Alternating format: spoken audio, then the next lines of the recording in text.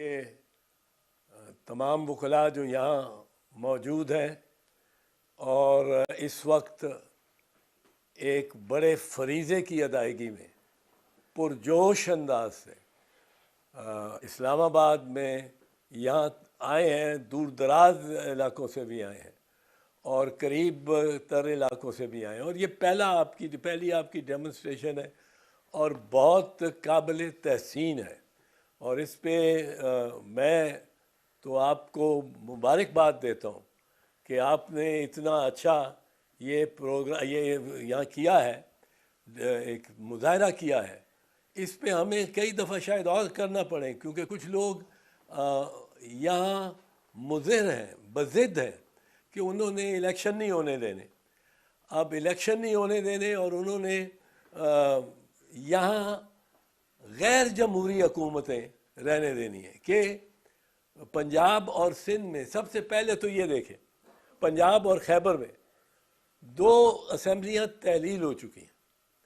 اب جب وہ اسمبلیاں تحلیل ہو چکی ہیں تو اس کا مطلب یہ ہے کہ وہاں اب کوئی حکومت نہیں ہے، وہاں نگرانوں کی حکومت ہے۔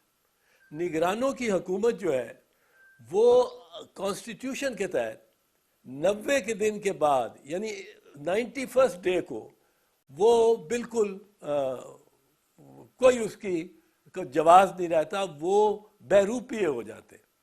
90 دن تک ہے، یا سپریم کورٹ نے اگر کوئی ٹائم ہفتہ 10 دن 15 دن 2-3 ہفتے بڑھا دیا 90 دن، کیونکہ یہ تو کوتاہی اور یہ ظلم کیا ہے چیف الیکشن کمشنر نے اور گورنرز نے، گورنر پنجاب اب تو نہیں، گورنر خاص کر گورنر خیبر پختونخوا نے، کہ وہ مذاق سمجھتے رہے ہیں کہ یہ سپریم کورٹ کا آرڈر آ گیا ہے اور یہ سپریم کورٹ کا آرڈر ہو چکا ہے۔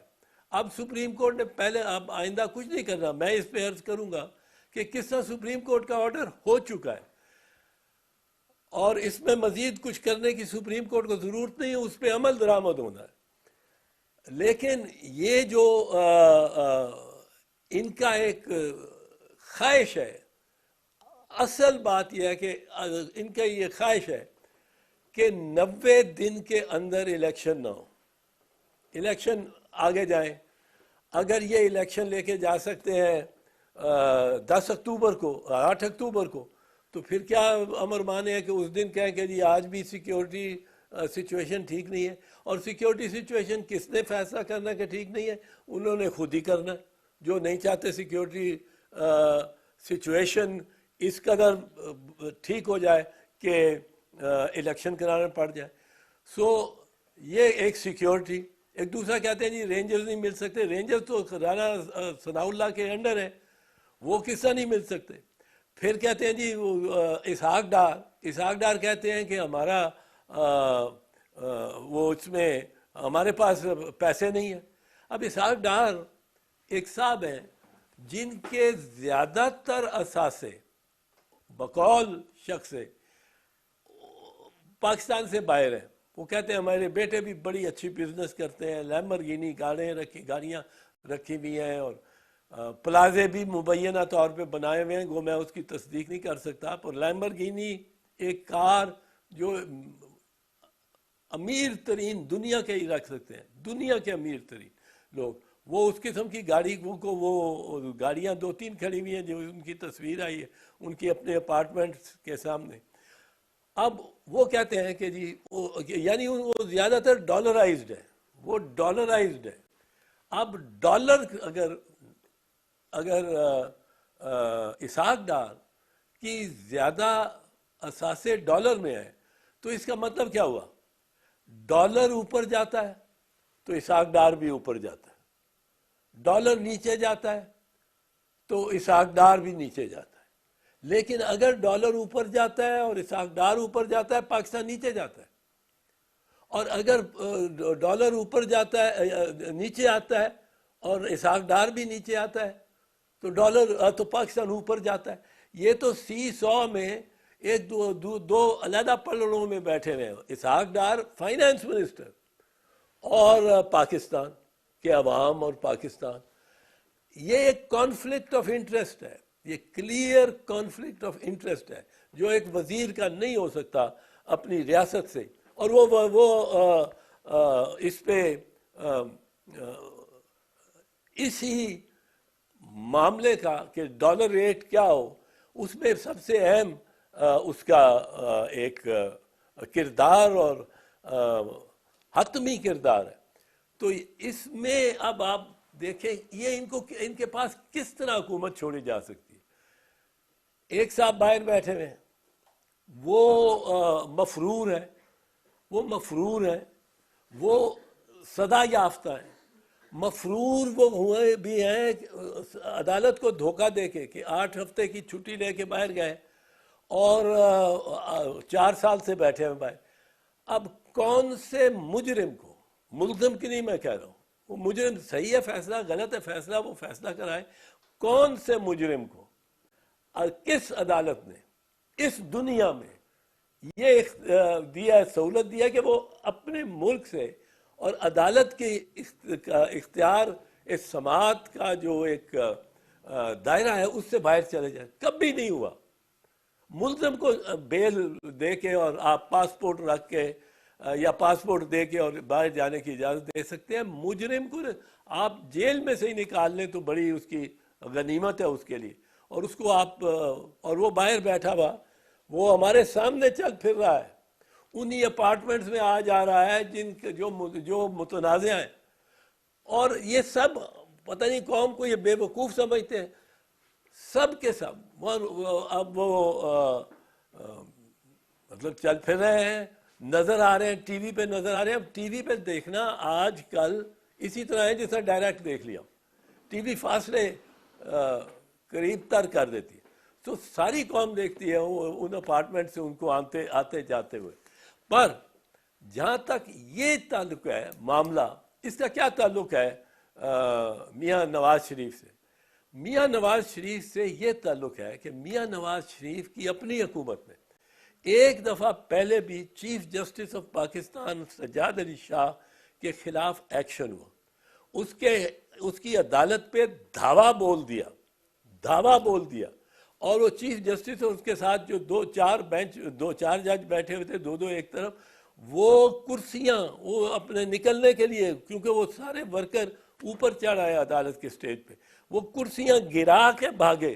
کیا سین ہوگا آپ دیکھیں 1997 میں، اس وقت یہ اتنے وہ نہیں ہوتے تھے، یہ میڈیا 24/7 تو وہ تصویر نہ بن سکی، پر کیا یہ سیل فون بھی ایسے نہیں ہوتے تھے کوئی بنا لیتا تصویر، پر کیا سین ہوا ہوگا کہ چیف جسٹس اور 5 ججوں پہ ایک پورے مجمع نے حملہ کر دیا، اور اس پہ آپ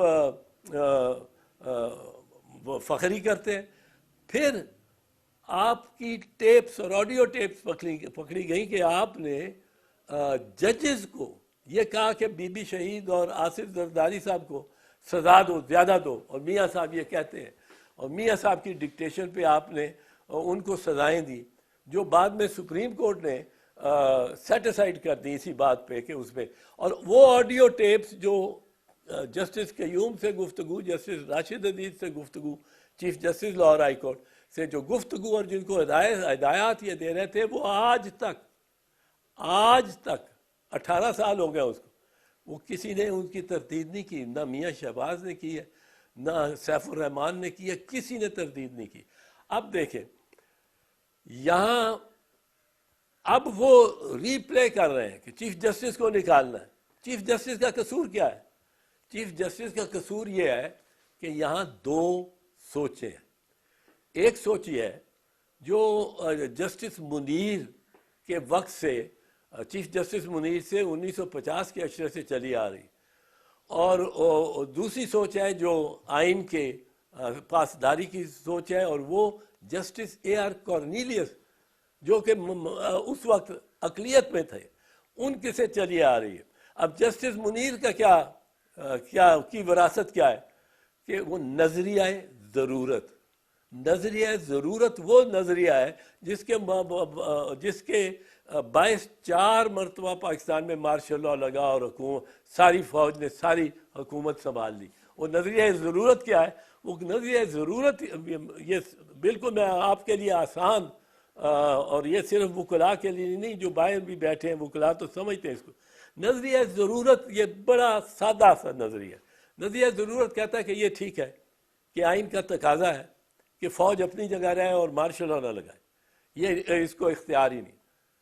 لیکن یہ اب ضرورت ہو گئی، اب یہ تو بڑی اب کیا کریں، یہ تو ضرورت ہو گئی. تو نظریہ ضرورت آئین سے گریز، آئین سے فرار، آئین سے تصادم کا نظریہ ہے.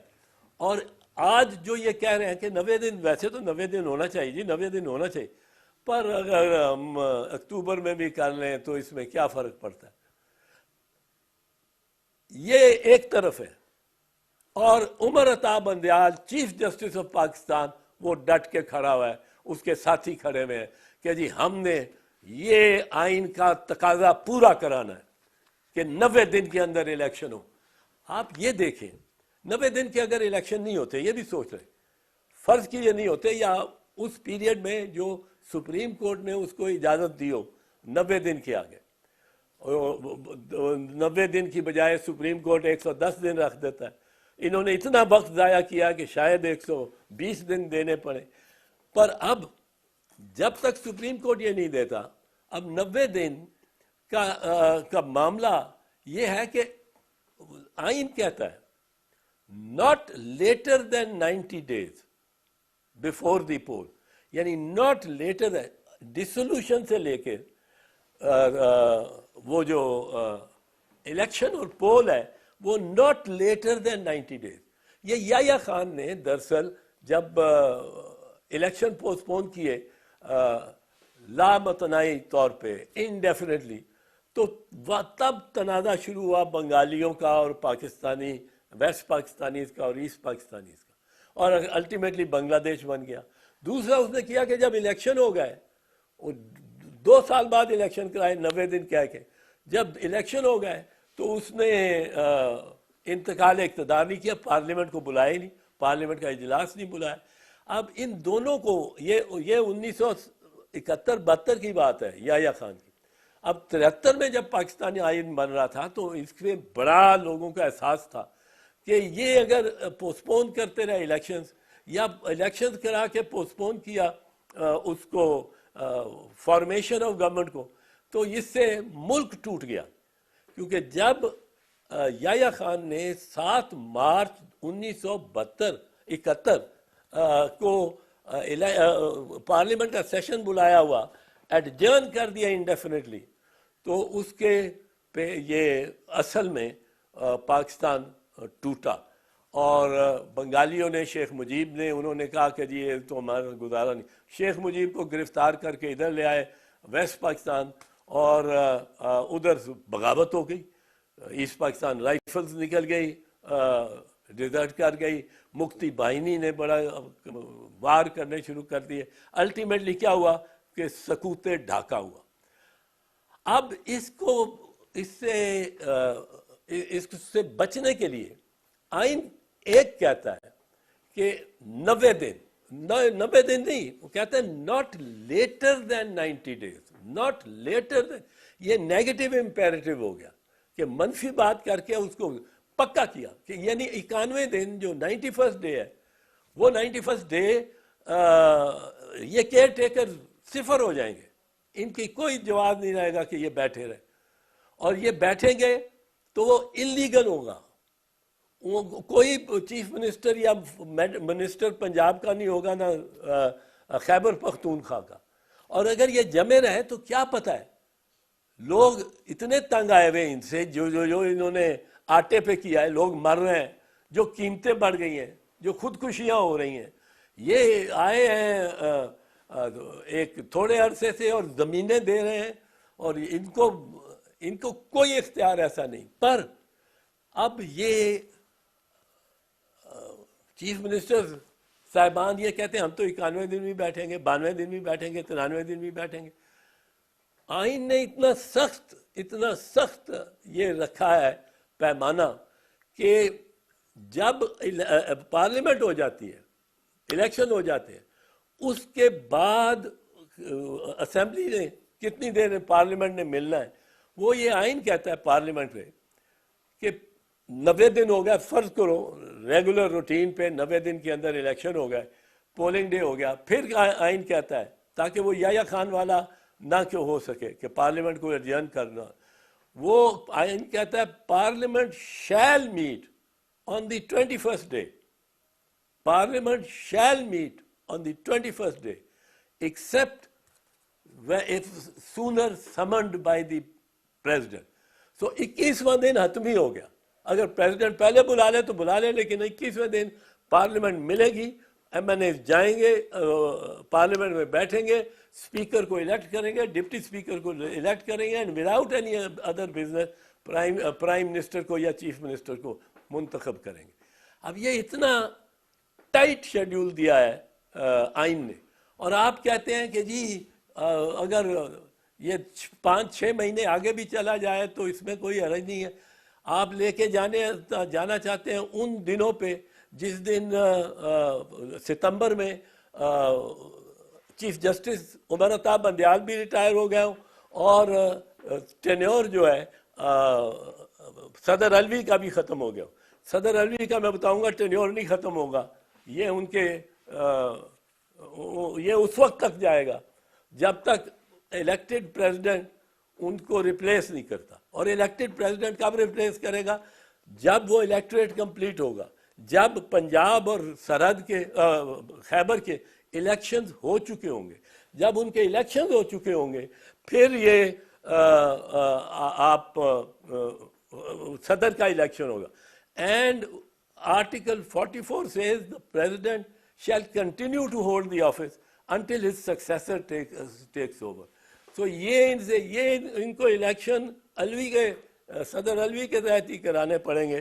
पर बहरहाल इसके बाद जो एक सवाल ये किया है कि ये 3-2 का जो फैसला है ये हतमी है कि नहीं, इसके बारे में मैं ज़रा फिर आ जाता हूँ, ताकि ये एक मामला सारे कहते हैं जी ऐसा इन्होंने फैलाया कि 9 मेंबर बेंच, 9 से 7, 7 से 5, 5 से 3, ये कैसे हुआ? 9 नंबर बेंच से 2 निकल गए एजाजुल हसन और नकवी साहब, फिर 2 निकल गए अतहर मिन अल्लाह और याया अफरीदी। किसी ने उनको बंदूक रख के नहीं निकाला, अपनी मर्जी से निकले, अपनी मर्जी से निकले। और 9 मेंबर जजेस ने ये खुद सिफारिश की चीफ जस्टिस के आगे कि आप एक नया बेंच कॉन्स्टिट्यूट करें। अब वो बेंच उन्होंने जब कॉन्स्टिट्यूट किया वो 5 मेंबर बेंच था। अब 9 से 7 से 5 मेंबर बेंच में कौन कौन थे? 5 मेंबर बेंच में 2 तो इख्तलाफ करने वाले थे, मंदोखेल साहब और मंसूर अली शाह साहब, और 3 थे जिन्होंने मेजॉरिटी जजमेंट दी और वो जो चीफ जस्टिस ने लिखी।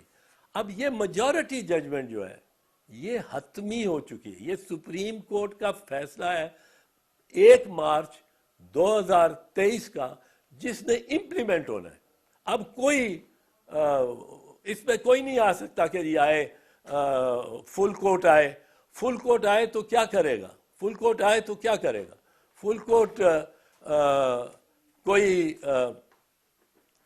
कोई है ही नहीं, कोई मामला ही नहीं रह गया। सिर्फ मामला ये है इस वक्त कि इम्प्लीमेंट सुप्रीम कोर्ट के फैसले ने किस तरह होना है और किसने करना है। अब ये मामला है सिर्फ। अब जो सुप्रीम कोर्ट का फैसला 1 मार्च का मैं अर्ज कर चुका हूँ, उस पर ये एम्फसाइज करना बड़ा ज़रूरी है। मैं पहले अर्ज कर चुका हूँ, पर मैं मुख्तसरन ये अर्ज करूँगा कि आप उनको याद होगा मैंने अर्ज किया कि उसका पहला जुमला जो है ये 5 मेंबर बेंच का फैसला है जो कि 3-2 से होता है, और पहला जुमला है bye A majority of 3 versus 2 हम ये फैसला दे रहे हैं। अब ये इस पे 5 ने दस्तखत किए, 5 ने दस्तखत किए। जब ये 5 हो गए तो अब 7 किस तरह कर सकते हैं? आप 7 किस तरह हो सकते हैं? या कोई गवर्नमेंट कॉलेज की तरह प्रॉक्सीज तो नहीं लगती। اب کوئی کراچی جا رہا ہو جج سپریم کورٹ کا اور اپنے ساتھی جج کو کہہ جائے کہ تو آپ کے سامنے یہ فلاں کیس آنا ہے، اس میں یار ذرا دھیان رکھنا کہ وہ ڈسمس نہ ہو جائے، اور اگر ضرورت پڑی تو میرا ووٹ اپنے ساتھ ڈال دینا۔ سپریم کورٹ ایسے نہیں چلتا، سپریم کورٹ ایسے نہیں چل سکتا۔ سپریم کورٹ کی یہ تصدیق نہ کریں کہ اس سے توقع کریں کہ وہ جج جو بیٹھے نہیں، جنہوں نے بحث سنی نہیں، ان کے بھی ووٹ کاؤنٹ کیے جا سکتے ہیں اس فیصلے میں۔ 4-3 کا فیصلہ بالکل غلط ہے، یہ کہنا ہی غلط ہے۔ 4 نہیں تھے، یہ 3-2 کا فیصلہ ہے، اور جج سپریم کورٹ کے ایک بھی جج اس کو فیصلہ کرے، 2 ججوں فیصلہ کریں، 3 ججوں وہ سپریم کورٹ کا فیصلہ ہے۔ وہ ہر ایک پہ لازم ہے کہ اس کی تابع داری کرے اور اس کو مانے، اور وہ جو 3-2 کا فیصلہ اس لیے حتمی فیصلہ ہوگا، اس کے بعد اور کچھ کرنا نہیں چاہے۔ جو رضاکارانہ طور پہ چھوڑ گئے بینچ کو، اب وہ نہیں آ سکتے۔ وہ لاہور سے چلے گاڑی میں، ٹرین میں، شاہدرہ جنکشن میں وہ اتر گئے، جلدی اتر گئے۔ اب گاڑی وہاں سے وزیر آباد جنکشن سے ہو کے، گجرانوالہ سے ہو کے، وزیر آباد جنکشن سے ہو کے، گجرات سے ہو کے، جیلم سے ہو کے، اب وہ راول پنڈی پہنچ رہی ہے۔ اب آپ کس طرح اس میں شامل ہو سکتے ہیں؟ آپ کو خود نہیں اس پہ اصرار کرنا چاہیے، کیونکہ اگر آپ اصرار کرتے ہیں کہ مجھے بیٹھا گنتی کرو، میں کئی بندوں سے پوچھ بیٹھا ہوں جو وہاں موجود تھے کہ بھئی تمہیں کتنے جج نظر آئے؟ وہ 3 دن جو بحث سن رہے تھے، کچھ 7 جج تھے۔ انہوں نے کہا نہیں جی 7 نہیں 5 سے۔ میں نے کہا یہ 7 کہاں سے؟ ان کی روحیں بیٹھ گئیں دائیں بائیں کہ وہ کاؤنٹ ہوں گے۔ تو یہ 7 ججز کا معاملہ بالکل ہی غلط ہے۔ یہ 5 جج تھے جنہوں نے فیصلہ دیا، 2 جج جو بعد میں کہتے ہیں، جسٹیفائی کرنے کی کوشش کرتے ہیں کہ یہ 7 جج تھے اور 4-3 کا فیصلہ ان کے حق میں تھا۔ وہ 2 جج صاحبان، منصور علی شاہ صاحب اور مندو خیل صاحب، ان کے اپنے دستخط ہیں کہ یہ 5 ججز کا فیصلہ ہے۔ اب میں اس میں عرض کر چکا ہوں کہ کوئی فل کورٹ کی یا کوئی بینچ چینج کرنے کی ضرورت کے علاوہ امکان ہی نہیں ہے، ممکن نہیں ہے، کیونکہ آرڈر ہو چکا ہے۔ اور اس میں جیسے میں نے عرض کیا کہ جو اصل فلوسافیکل لڑائی ہے، جو کشمکش ہے، لڑائی تو اللہ نہ کرے پڑے، پر جو کشمکش ہے وہ یہ ہے کہ ایک طرف وہ جج صاحبان ہیں جو کہ میراث ہیں چیف جسٹس منیر کی، اور وہ یہ کہتے ہیں کہ 90 دن میں تو ہونا چاہیے، لیکن یہاں ضرورت اس بات کی ہے کہ معیشت کو ہم سنبھال لیں اور اکتوبر میں یہ لے جائیں، اکتوبر میں جا کے پھر کہیں گے آگے۔ اب اس سے جو عذاب آئے گا وہ یہ کہ یہ اتنے دن کون حکمران ہوگا؟ آئین اپنے پہلے جملے میں، پاکستان کا آئین ابتدائیے میں پہلے جملے میں یہ کہتا ہے کہ where as sovereignty rests in Allah, it is to be exercised by the people through their chosen representatives. اب یہ نگران تو چوزن نہیں ہے، یہ تو منتخب نہیں ہوئے ہوئے، یہ تو نامزد ہے، یہ تو نامینیٹ ہوئے ہوئے، ان کے پاس تو حکمرانی کا حق ہی کوئی نہیں۔ بائی دا چوزن ریپرزینٹیو، ایک جس طرح کلک بٹن کے لیے طور پہ ایک عہد سے دوسرے عہد تک جانے کے لیے یہ ایک ٹچ بٹن سا ہے، اور 90 دن کے لیے 5 سال کے بعد 90 دن کے لیے یہ آتے ہیں اور ان کو چلے جانا ہے۔ اور اگر یہ بیٹھے رہیں گے، اگر یہ 91 دن بیٹھیں گے تو یہ قابض ہوں گے اور غاصبانہ ان کا قبضہ ہوگا on to senior most important positions in the federation. اور فیڈریشن کے پہ میں ابھی آتا ہوں, to important position in the federation, یعنی یہ ان پہ آرٹیکل 6 لگے گا. آرٹیکل 6 صرف اس فوجی جرنیل پہ نہیں لگتا جو آ کے ساری ریاست کو پر قبضہ کر لیتا ہے, پر اس پہ بھی لگتا ہے جو ایک کلیدی دفتر کو, آئینی ٹاپ کلیدی دفتر کو آ کے اس پہ بیٹھ جاتا ہے اور اپنے آپ کو سمجھتا ہے کہ میری ٹرنیور چلی جا رہی. اس میں ایک اور چیز دیکھ لیں, یہ جو آرگومنٹ ہے کہ سارے جو انتخاب ہیں سب اسمبلیوں کو وہ ایک دن ہونے چاہیے, اور اگر اب یہ کس طرح ممکن ہے؟ یہ کوئی کسی نے سوچا ہے کہ یہ تو چھرا آپ گھونپ رہے ہو وفاق کے. وفاق میں جو 18ویں ترمیم میں رضا ربانی, وہ پتہ نہیں کیوں خاموش ہے, آواز دیتا ہوں اس کو میں, وہ رضا ربانی نے یہ اتنا اچھا کام کیا کہ صوبوں کو خود مختار کیا. اب آپ صوبوں کو قید میں لا رہے ہیں. ایک صوبہ ہے خیبر پختونخوا, وہ اپنے چیف منسٹر سے تنگ آ گیا, وہ چیف منسٹر کو ووٹ آؤٹ کرتا ہے, اس کے بعد کوئی اور ووٹ نہیں لے سکتا, پورے نہیں ہوتے, اور یہ اسمبلی ڈیزالو ہوتی ہے, یا گورنر کسی چیف منسٹر کو کہتا ہے کہ تمہارے پاس نہیں ہے میجورٹی, تم دکھاؤ, اسمبلی اس کے بعد ڈیزالو ہوتی ہے. اب جب اسمبلی ڈیزالو ہو گئی, یہ حق تو صوبائی چیف منسٹر کا ہے.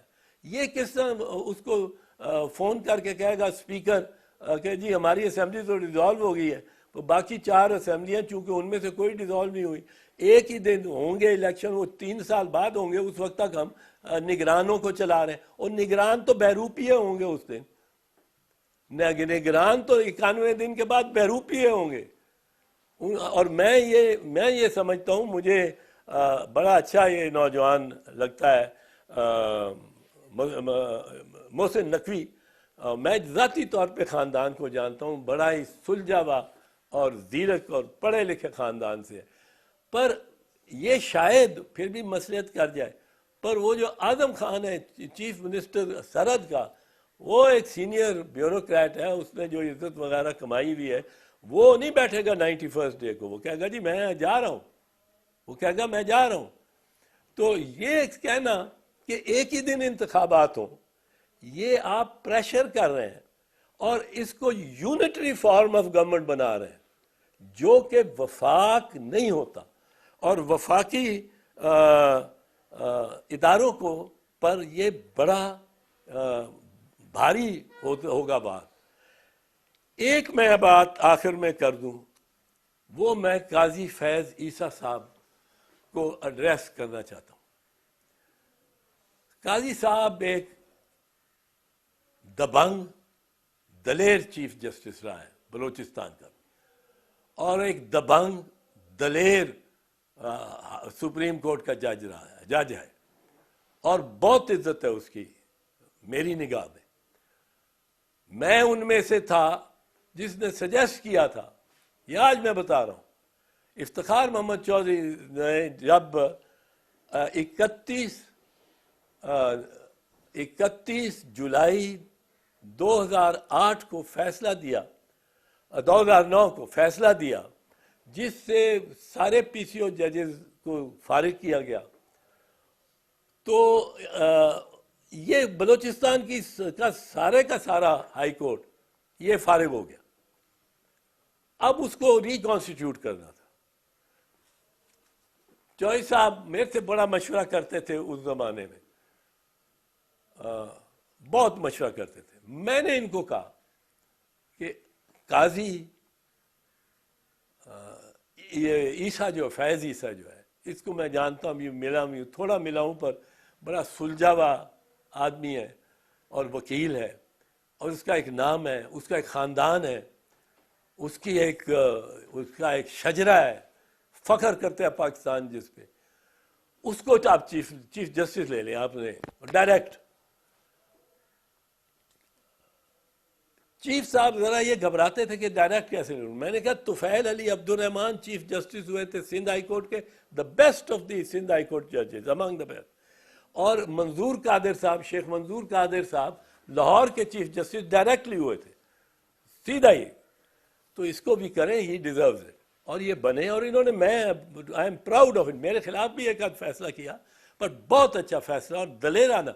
انہوں نے فیض آباد دھرنے پہ جو فیصلہ کیا, انہوں نے تلور کی ہنٹنگ پہ جو فیصلہ کیا, وہ سول سوسائٹی بھی ان کو ایکسیپٹ کرتی ہے. اور بڑا ہمارے لیے حوصلہ افزا یہ فیصلے تھے کہ یہ ایک انڈیپینڈنٹ جج کے فیصلے تھے. میں اب کہنا چاہتا ہوں قاضی صاحب, یہ عمر عطا بندیال کے پر نہیں کاٹے جا رہے, یہ آپ کے پر بھی کاٹے جا رہے ہیں. یہ جانتے ہیں, یہ بڑے خوش ہیں, مطمئن ہیں کہ جب پر کاٹیں گے عمر عطا بندیال کے تو قاضی صاحب بھی آئے گا, اور اس کے پر کاٹنے قاضی صاحب کے زیادہ ضروری ہوں گے. عمر تو پھر کسی حد تک ریسٹرینٹ کا آدمی ہے, آپ تو فل جورسڈکشن کو استعمال کرنے کہ, اور جورسڈکشن کو ایکسپینڈ کرنے والے جج ہیں, جو کہ ایک جج میں خوبی سمجھی جاتی ہے, جج میں خوبی سمجھی جاتی ہے. تو آپ یہ دیکھیں کہ آپ کو یہ جو زنجیریں آج باندھی جا رہی ہیں چیف جسٹس آف پاکستان کے پیروں میں, یہ آپ کو ورثے میں ملیں گی.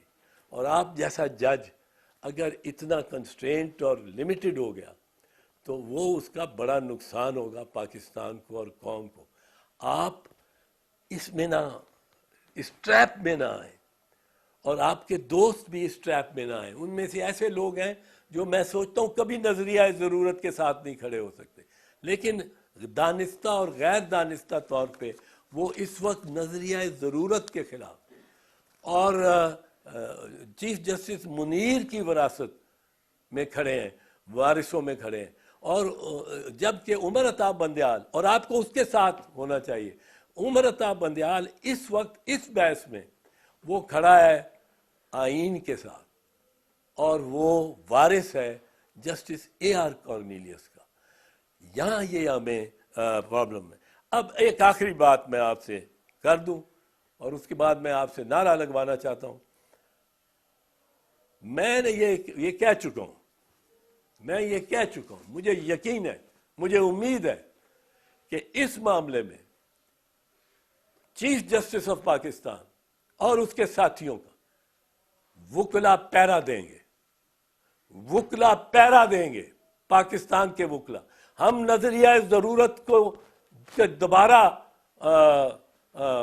آ جانے اور ملک پہ راج کرنے, نظریہ ضرورت کے تحت ایوب خان کا مارشل لا جائز قرار دیا گیا, نظریہ ضرورت کے تحت یحییٰ خان کا مارشل لا, ضیاء الحق کا مارشل لا, مشرف کا مارشل لا, یہ فوج کی حکمرانی کو نظریہ ضرورت کے تحت کہ جی ہے تو غلط پر اب ضرورت ہے. اس نظریہ ضرورت کے ہم خلاف ہیں, ہم خلاف کھڑے ہیں.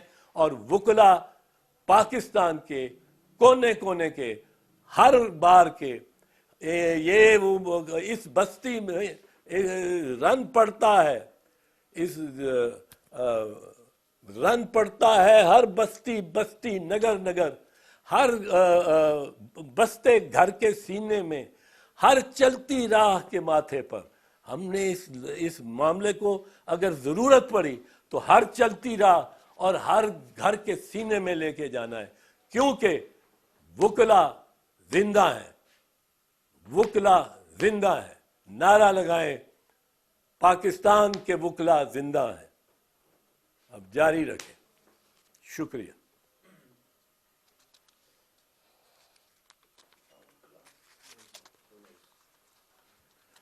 لو جی.